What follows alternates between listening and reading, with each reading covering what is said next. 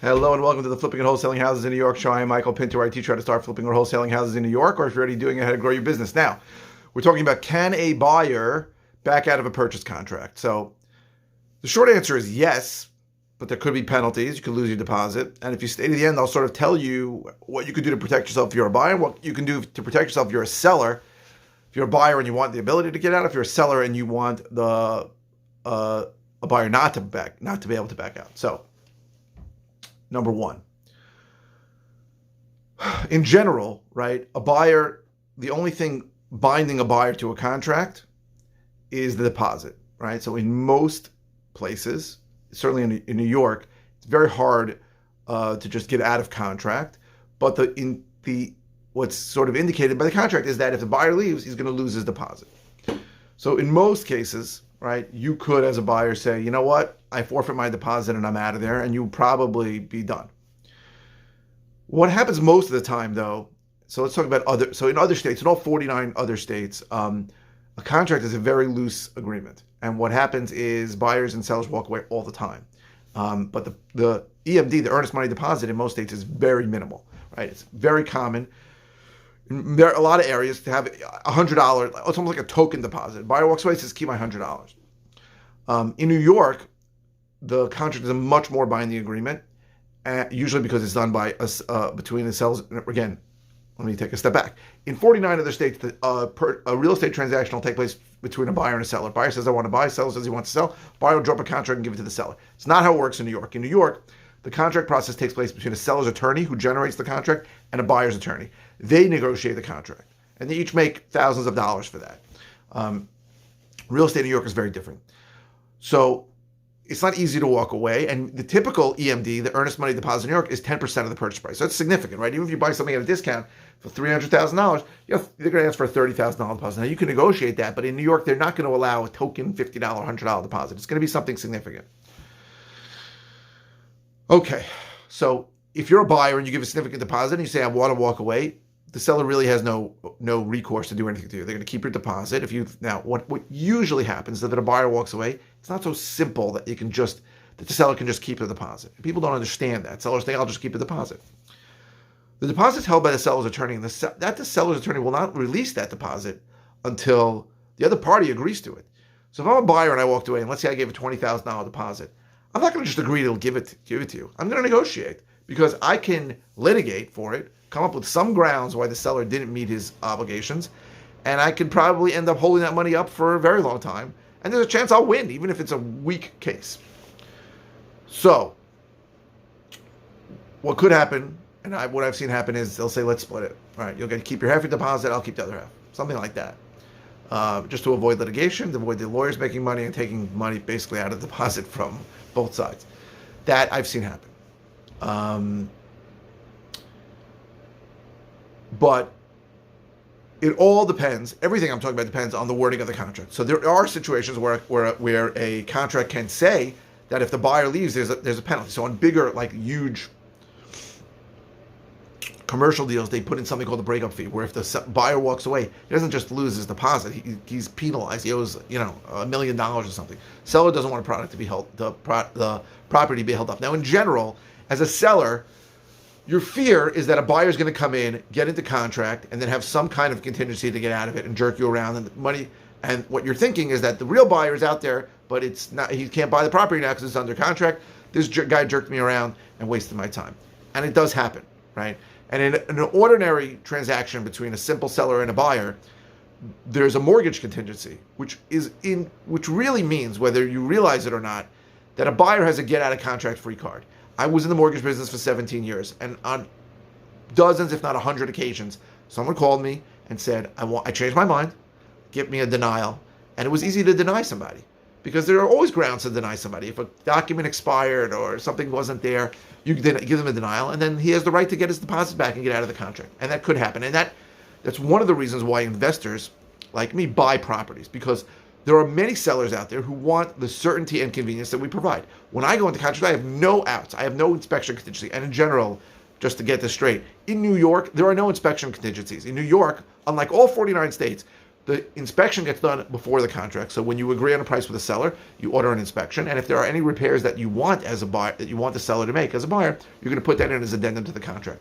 In 49 other states, you just go to contract. As I said, it's a very informal agreement, and then you have this inspection contingency, which a lot of wholesalers use to try and find the buyer. But in New York, it doesn't work. Every time I go into contract, I either have to close or I have to assign the contract. Those are my only two choices.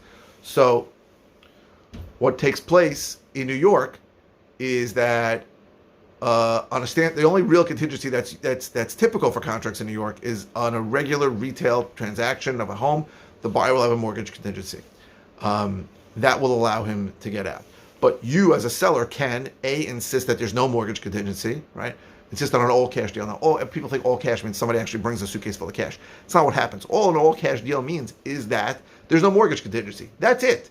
That's it. So I tell people I'm going all cash. It doesn't mean I'm actually going to bring cash. It doesn't mean I'm going to bring a check. I may borrow money all the time, but I can't get out of the contract because I have trouble with lending. That's really all it means. There's no mortgage contingency. You don't have that contingency. The only real way out of a contract that I have as a buyer is if the seller can't convey title, some kind of problem with title, some kind of huge lien that the seller can't afford to pay off, some kind of problem with the ownership, like maybe it was inherited and all the siblings aren't on board, some kind of problem, an easement or some kind of problem that no one spoke about. Those are the only ways really out of contract. So what are the ways that you can protect yourself as a seller? So the first is obviously say, listen, I don't care if you borrow money, but there are no contingencies in this contract. That's the first way to prevent a buyer from walking away. Second way is to insist on some kind of language in the contract that the EMD, the earnest money deposit, is not refundable if the buyer can't perform. So it's very rare that a buyer's attorney will let you sign that, but you say, this is the only way I want to do it. I'm keeping your deposit if you don't close, and I want that language in the contract. That's one way. What else? Now, from a buyer's perspective, how do you protect yourself from getting out of the contract? So obviously in 49 states, you have this stupid inspection. It's not stupid. It's a great thing, the inspection contingency. I've never used it. You have an inspection contingency. You can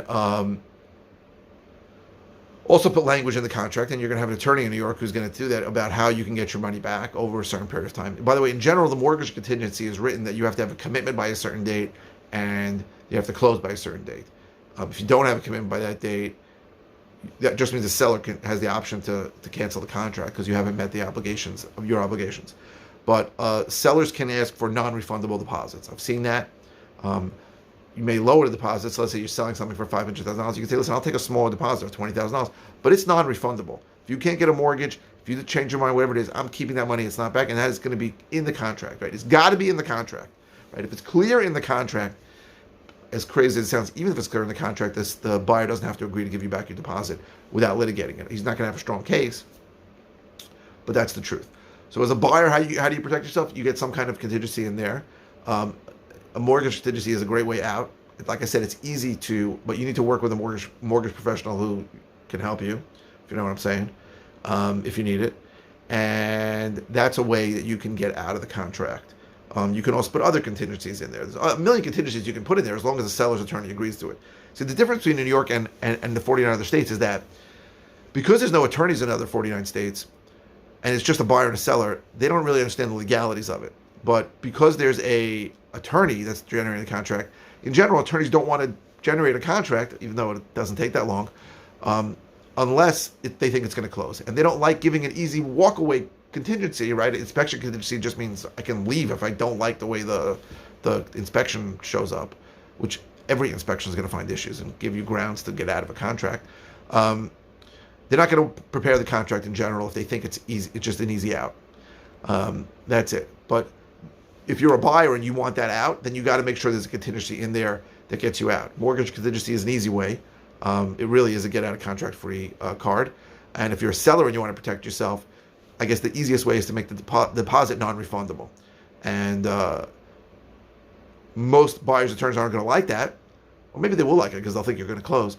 But the idea is, listen, I'm selling my house for $500,000.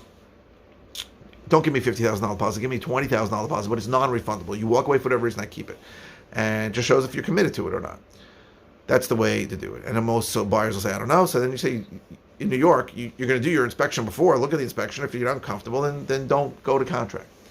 Those are the ways you can protect yourself from both sides. I hope this was helpful. If you're interested in other ways that can help you, go to howtoflipnewyork.com. If you are interested in my course that teaches how to do what I do, go to howtoflipnewyorkcourse.com. If you are interested in one-on-one coaching, go to coaching.howtoflipnewyork.com. What else? Oh, if you're watching on YouTube, please subscribe. If you're watching on any channel, please click the thumbs up. The likes really help me. And please keep the comments coming. So any comments, any questions you have whatsoever, keep them coming. If they're simple, easy answer, I'll just reply to them. If they are questions about a topic that I've covered in depth, maybe once or more times, I'll send you links to the videos. And if it's something I haven't covered in a while, or something I haven't covered ever, I will do a video on it to answer your questions. So please keep the comments coming. I go live 5 times a week. Very often I don't know what the hell to talk about. So the comments help me by giving me material and things to talk about. So please keep the comments coming. I really appreciate the comments and I really appreciate you watching. Thank you very, very much.